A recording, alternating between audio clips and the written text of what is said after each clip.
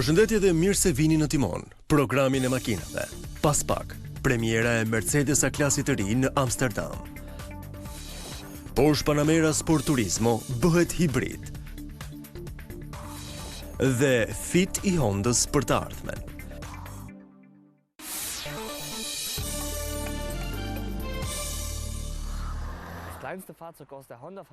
Testuesi makinave Ronnie Lefstek shpjegon se një nga antarët më të vegjël të familjes Honda, Fit, i quajtur gjithashtu Jazz, ka pësuar një rifreskim për 2018-ën. Tani, pjesa ballore duket më shumë si Civic. Përveç kësaj, ofron një linjë të re paimesh të quajtur Dynamic. Shton ca gjallëri dhe nën kapak ca piper, në formën e një motori 1.5 litër, 96 kW, e-hibrid.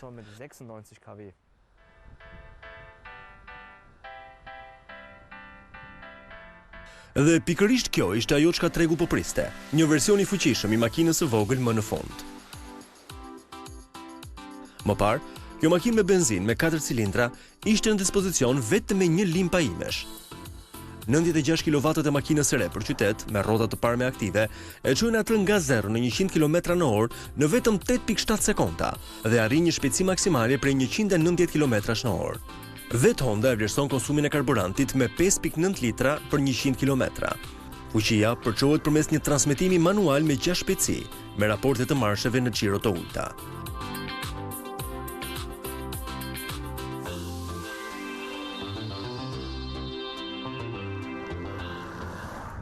Ronnie Lefstek vë në dukje se 96 kW mund të arrin forcën tërheqëse prej 155 Nm për metër në 4600 xhiro. Ky motor me tek turbo ngarkim është mjaft energjik. Në fazën e nisjes, disa shoferë duhet të heqin dorë nga zakonet e tyre për ta bërë të lëvizur fitin relativisht të lehtë dhe t'i gëzohen tingullit të lumtur të xhirove, duke mësuar t'i vlerësojnë në çdo ndërrim marshi raportet e ulta të xhirove të transmetimit me 6 shpejtësi. Në paketën e trupit të linjës Dynamic, Honda Fit mund të duket e papar, sidomos me ballin e saj agresiv që ngjan me Honda Civicun e tipit R. Karakteristikat si bishti si buz, fenerët LED të konturuar qartë dhe ndarësja përparme e kuqe poshtë grilës e bëjnë të dallueshme.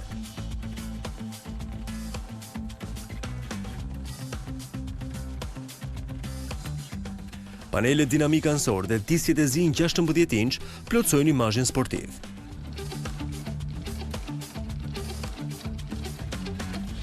Pjesa e pasme e linjës Dynamic të Honda Fit shton pamjen e fuqisë me një shpërndarës dhe një bish lart në çati.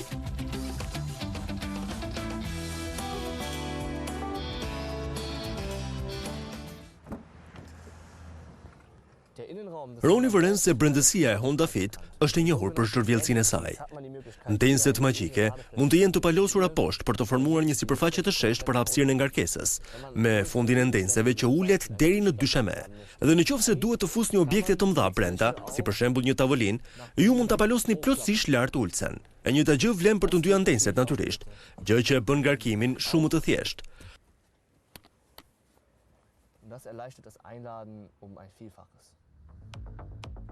Komandat janë të lehta për të përdorur dhe sistemi infotainment me ekranin me prekje prej 7 inçesh është standard tek Honda Fit Dynamic.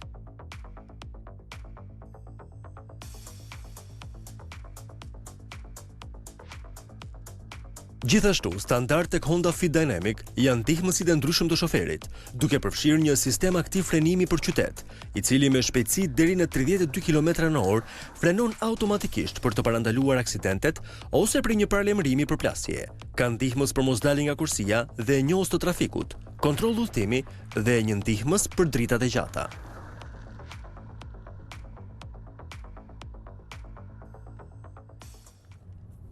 Ronnie e quan Fitin një makinë që vlerëson thjesht prakticitetin, por pavarësisht nga koncepti i zgjuar për ndenset, nuk ka patur shumë njerëz të interesuar.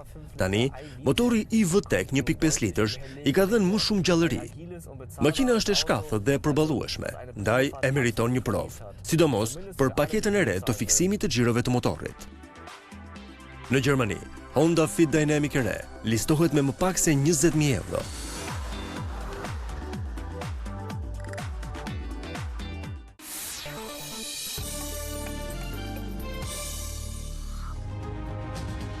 Mercedes ka prezantuar A-klasin e ri në Amsterdam. Versioni origjinal ishte paksa zhgënjim, i paqëndrueshëm në kthesa. dështoi keqazi në testin me pengesa. Ata e zgjidhen problemin duke e pajisur me ESP, e duke e bërë kështu të parën makinë me përmasa të mesme me programin elektronik të stabilitetit. Mercedes ftoi 450 gazetar për zbulimin e gjeneratës së 4 të A-klasit në Amsterdam. Kreu i dizajnit të Daimler Group, Gordon Wagener, thotë se është gjithmonë emocionuese kur lind një fëmijë i ri. Ka qenë në fazë pune për 5 vjet dhe e kishte parë ndonjëherë vetëm në kontekst artificial në studiot e dizajnit. Kjo është me të vërtet një gjenerat e re e kësaj makine progresive. Emocionet u shtuan e u shtuan. Më në fund, erdhi momenti.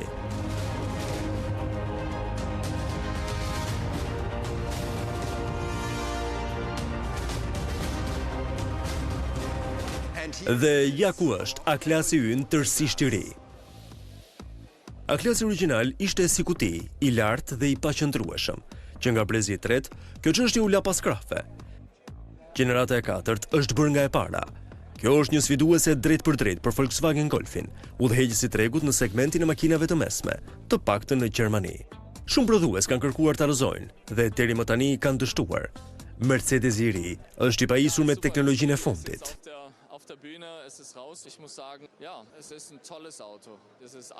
Dizajneri Gordon Wagener thotë se fushnja e tij e përsalindur është një makinë fantastike, është e gjitha e re. Qëllimi ishte krijimi i gjeneratës së ardhshme të idesë progresive, që e bëri A-klasin aq të suksesshëm. Ata nuk shtuan linjat mbi trup, e lehtësuan, i zhveshën gjëra. Nëse u pëlqente rezultati, i hiqnin më shumë. Nuk ka produkt më kompleks se sa makina. Kjo është arsyeja pse është kaq emocionuese. Fillon me përmasat e jashtme dhe motivet. Të tillë si fytyra e macës së egër, duket mirë dhe agresive, dhe nga brenda duket me të vërtet moderne. E pasuruar si modelet prestigjose, brezi i ri i A-klasit është milje përpara konkurrencës.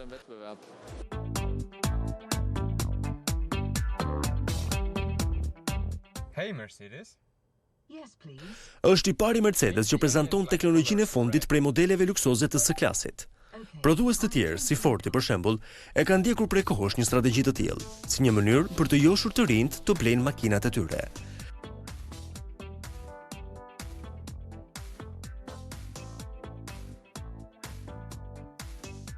Kreu i zhvillimit e Mercedes, Ola Kellenius, thotë se teknologjia duhet të jetë intuitive dhe e lehtë për të përdorur. Ajo duhet të duket mirë dhe të përmbush të gjitha kërkesat, të gjitha mënyrat e mundshme të përdorimit për një makinë të ndërlidhur, të tilla si lundrimi, marrja e thirrjeve dhe argëtimi në ambient. Rehatia e A-klasit rivalizon madje edhe rehatin e S-klasit. Mund të porosisni ndenjse që u masazhojnë teksa ngisni. Dritat e brendshme LED në shumë ngjyra të ndryshme dhe ka natyrisht plot tipare sigurie. Kreu i Daimler, Dieter Zetsche, thotë se A-klasi gjeneratës së re ka ulur moshën mesatare të blerësve me rreth 10 vjet. Ky është një përparim i madh. Megjithse A-klasi i ri duket mjaft i rritur dhe i pjekur, ende i bën thirrje një grupi të ri, por jo vetëm. Ne i drejtohemi një audiencë të gjerë, familjeve të reja dhe beqarve natyrisht. A-klasi i ri është 4.42 metra i gjatë, 12 cm më i gjatë se versioni i fundit.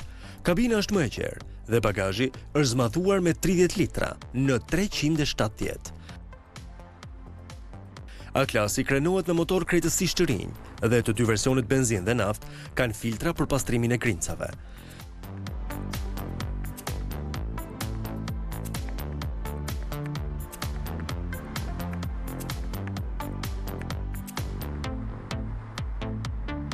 A-klasi do të paraqitet për publikun në panairin e makinave në Gjenev muajin tjetër. Vetëm atëherë Mercedes do të zbulojë dhe çmimin. A-klasi është vendosur të dalë në shitje pranverën e 2018-s.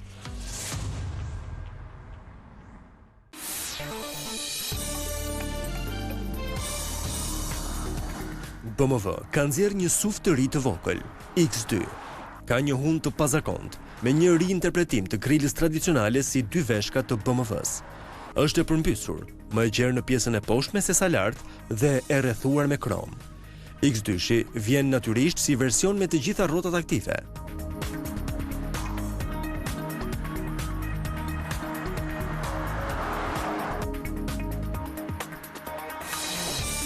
Lexus ka paraqitur një makinë të mahniqme koncept ngjyrë art trëndafili, LF1 Limitless. Forma e saj është frymëzuar nga rrjedhshmëria e metalit të shkrirë. Crossoveri luksos, nëse do të shkojë në prodhim, mund të furnizohet nga qelizat e karburantit, hibridi me spinë, benzina apo edhe teknologjia tërësisht elektrike.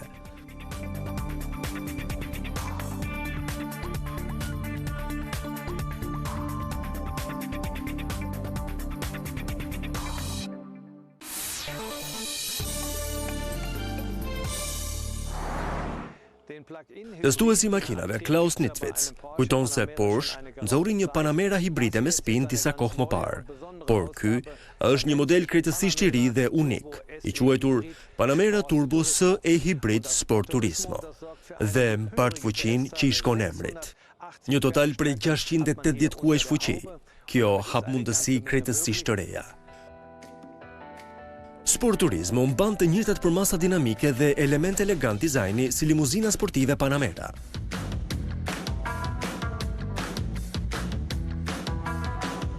Porsche i ri është 5 metra e gjysmë i gjatë, 1.4 metër i lartë dhe 1.9 metër i gjerë.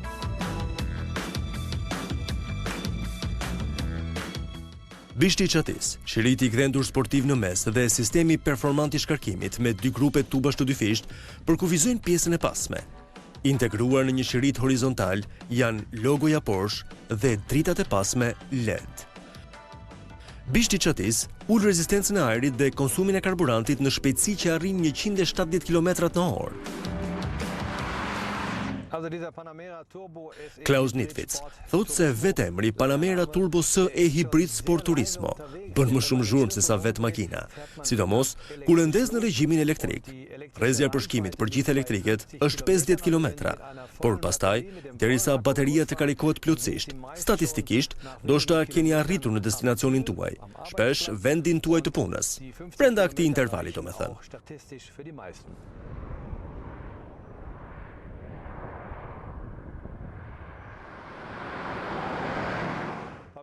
Klaus Nitwitz mund të thotë nga mënyra se si lëviz se kjo makinë nuk është pënd. Ajo peshon mbi 2 ton. Megjithatë, performanca që shfaq e bën të denjë.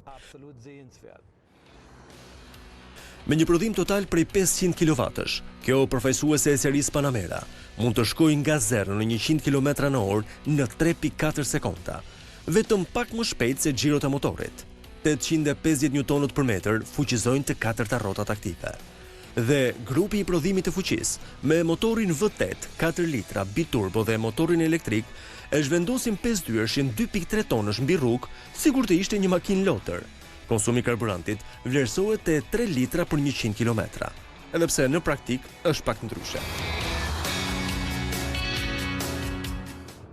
Klaus pohon se kur shkelni gazin, jeni duke vënë në punë 680 kuaj fuqi, dhe kjo mund t'ju bëjë të lëvizni. Motori elektrik dhe imedjegje punojnë së bashku për të prodhuar një përshpejtim kolosal. Edhe para se të thuash Porsche Panamera Turbo S e-hibrid Sport Turismo, te ekrani shpejtësisë lexon 100 ose më shumë.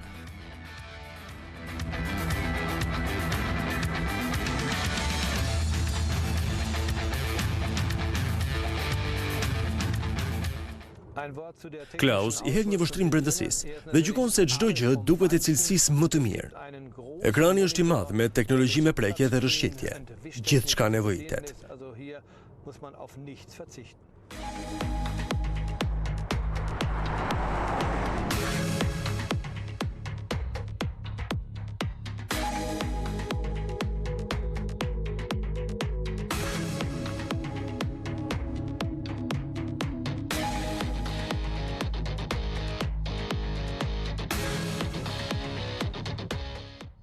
Sport Turismo i ri është Panamera e parë ku do të vendoset dhe ndensja e tretë mbrapa. Klaus përmbledh.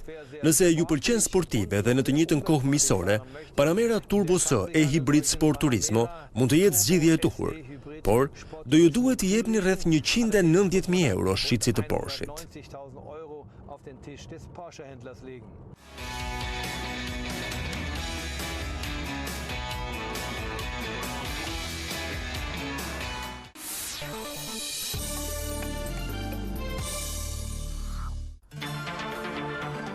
Bia çeke e Volkswagenit Skoda filloi prodhimin e SUV-it të mesëm Karoq në fabrikën e saj në Gvazhini vitin e kaluar.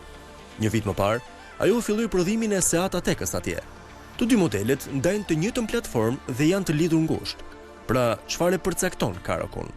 Si kërkon ai të arrijë Atecën?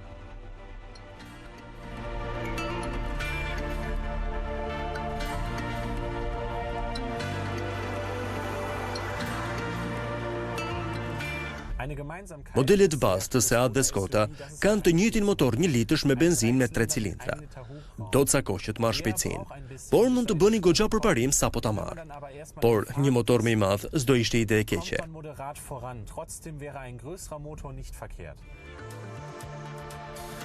Ky motor nxjerr 85 kW. Modeli bazë, versioni SE, kushton më pak se 26.000 euro në Gjermani. Vjen me ndenjse me ngrohje, sensor parkimi dhe kontroll të klimës.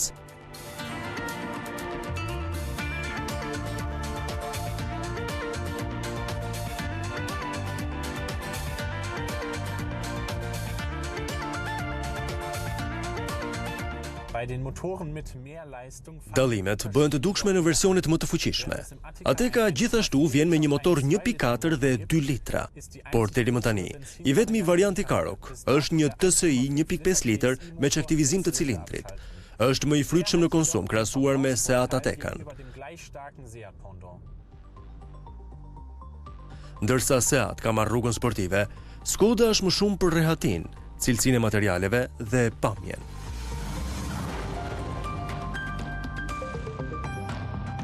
Poshtë fenerëve LED përpara janë dritat e mjekullës, të cilat gjithashtu janë nga 2 si sinjalet e kthimit.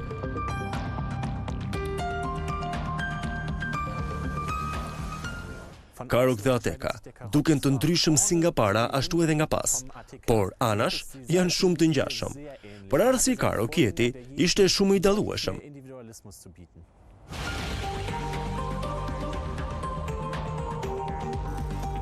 Dritat këndore prapa sigurisht duken tërheqëse.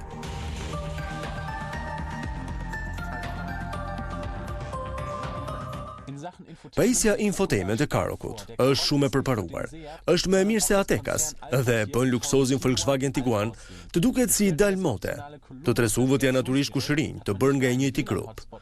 Navigatori opsional Columbus pranon Wi-Fi hotspot në bord dhe gjithashtu ka kontrollin me anë të gjesteve. Skoda është gati të prezantojë atë që e quajnë cross-code virtual, i cili do të ketë një ekran tërësisht digjital me preferenca të ndryshueshme të ekranit.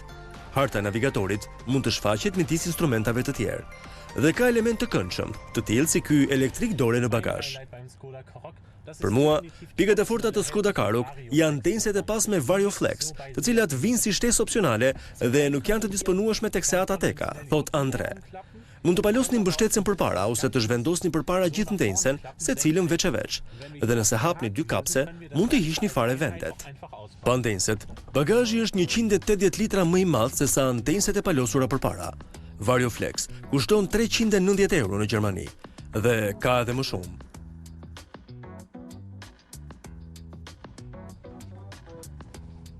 Nëse ishni ndenjsen e mesit mbrapa, mund t'i zhvendosni 2 të jashtmet më afër qendrës, kështu që ka më shumë hapësirë midis vendeve dhe dyerve. Dhe nëse vendosni të keni ndenjse të ngrohura në pjesën e pasme, ngrohja vazhdon punon edhe nëse e bëni këtë.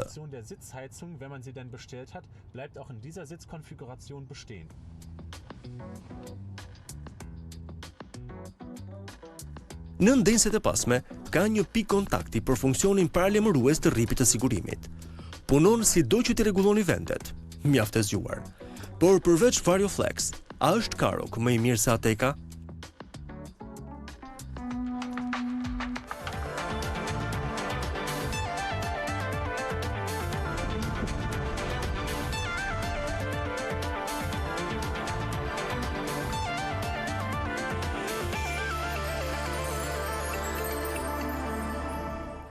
Ajo që përcakton Karoqun janë motori 1.5 litër, sistemi infotainment dhe ndenjset e pasme të ndryshueshme.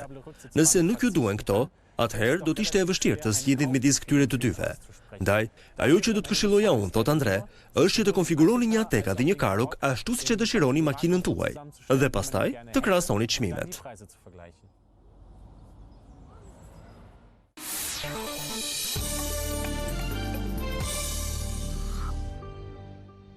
Mbi një shekull ka kaluar që kur kompania Morris Motor u themelua në vitin 1913, që kur William Morris vendosi të ndryshoj prodhimin nga bicikleta në makina. Ai hapi punishten e parë për motor në Cowley, Oxfordshire dhe filloi të prodhoi Bullnosen e Morris Oxford.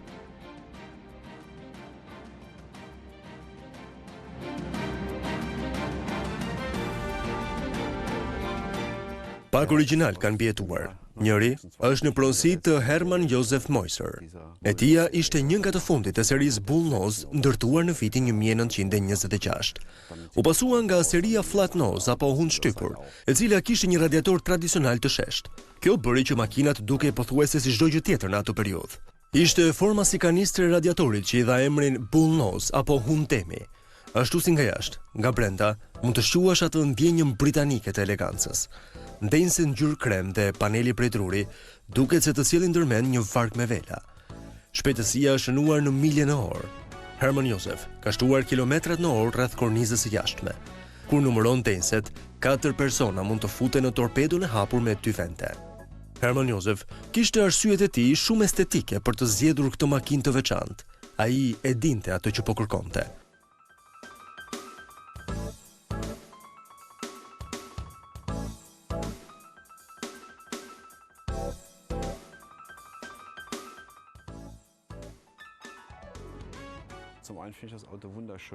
Për atë është çështje bukurie.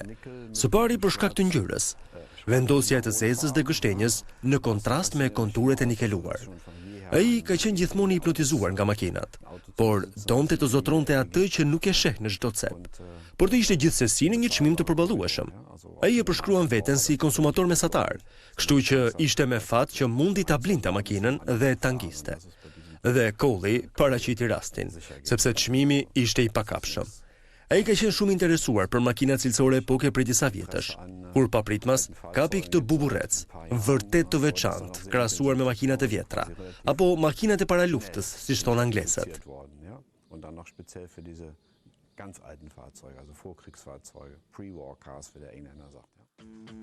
Por makinat e paraluftës nuk janë gjithmonë të lehta për t'u ndesur. Ju duhet të lëvizni ca muskujt për rrotullimin e dorezës së motorit.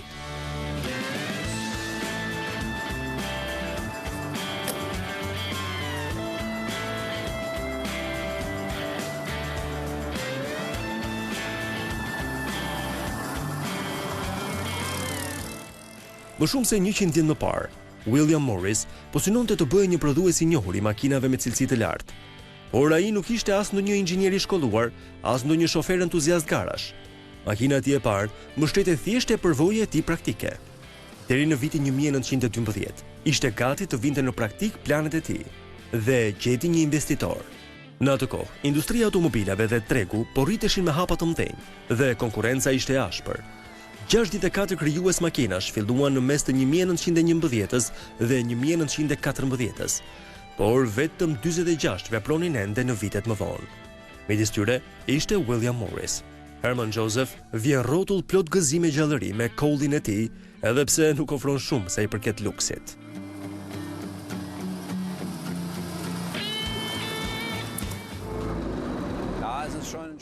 Ai thekson se për ta ngarë duhen ca aftësi më shumë se sa te makinat e sotme. Për shembull, ingranazhet nuk sinkronizohen dhe nuk ka timon hidraulik ose ndihmës frenash, as ndonjë nga ndihmësit e tjerë elektronik modern. Pedali i gazit është në mes. Kjo do ca kohë sa të mësohesh. Dhe si një makinë angleze, timonin e ka në të djathtë. Por duke qenë se Hermann Joseph nuk ka dëshirë të parakalojë askënd në rrugë, pasi mësohesh me të, nuk përbën problem. Wobei das ist einfach nur ein Umgewöhnen. Man will keinen überholen damit, insofern ist das unproblematisch. Me një performancë motorike prej vetëm 18 kW dhe shpejtësisë maksimale prej 90 km/h, parakalimi i makinave moderne mund të jetë mjaft i vështirë. Por Hermann Joseph nuk e ka problem. Ai e përdor makinën thjesht për zbavitje ose për një xhiro të dielën.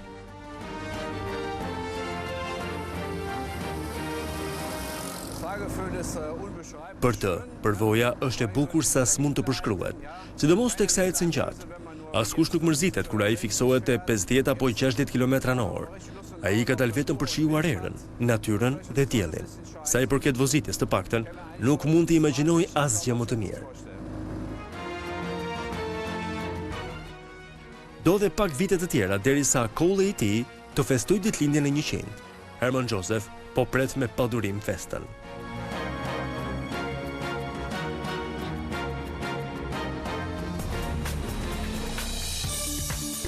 Herën tjetër në Timon, Volkswagen përditëson apin. Një version GTI i makinës për qytet. Mercedes krijon një bishte e gërsuar të gjelbër, AMG GTR. Deri atëherë, miru takofshim.